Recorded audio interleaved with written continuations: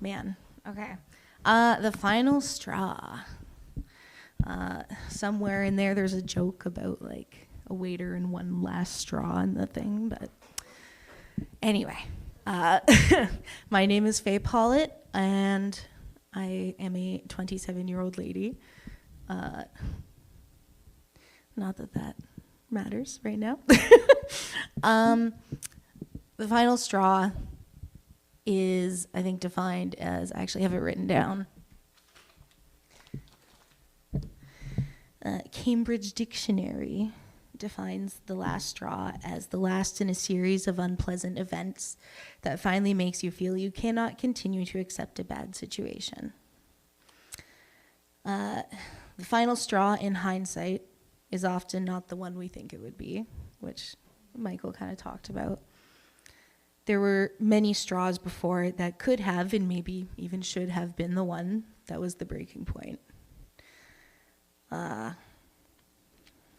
At the age of 19, I found myself in a relationship with a guy 12 years my senior. And I say guy because not really a man. And I was in that relationship for just under 3 years, and dear God, was it speckled, painted with red flags. But the thing about red flags is that they look a lot just like regular flags when you're wearing rose-colored glasses. Very corny, but right, very true. Oh man, yeah. It's embarrassing sometimes to think about the breaking points, or the points that you look back and you're like, that should have been a breaking point. Like, why did I put up with that? What was I thinking? But like, hindsight's 20/20. So, goodness gracious me. That spotlight is so bright. I feel like a star. But yeah, it can be pretty embarrassing to think about the amount of straws that were not the final one. For me, with this guy, it wasn't when we walked into his bedroom and saw a steak knife driven through his bedside table. I looked at it and I was like, oh, and he was like, well, hey, what's that? And he was like, well, it's my knife table. I kind of was like, and he was like, oh, just because I stab a table doesn't mean I'm going to stab you one day. It kind of does. No shade. But sadly, that was not the final straw. It wasn't when I got confirmation that he had been cheating on me throughout our relationship, or when he told me that it was my fault that he was cheating on me. I stayed for 3 months after that, and I think about that a lot. There's a quote from the book, The Perks of Being a Wallflower, by Stephen, I think it's Chbosky. I don't know how to pronounce his last name. And it essentially is, we accept the love we think we deserve, which, very true. I had very, very low self-esteem, self-worth. I was undiagnosed at the time with borderline personality disorder, which causes you to have a very low, almost non-existent sense of self and self-worth. And I was very dependent on the people around me to tell me how I felt about myself. So being in this relationship from such a young age too, I put up with a lot because that was, I guess, the love I thought I deserved at the time.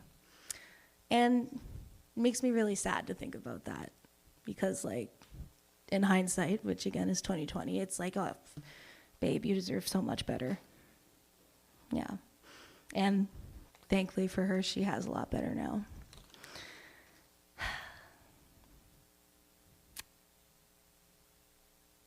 The final straw.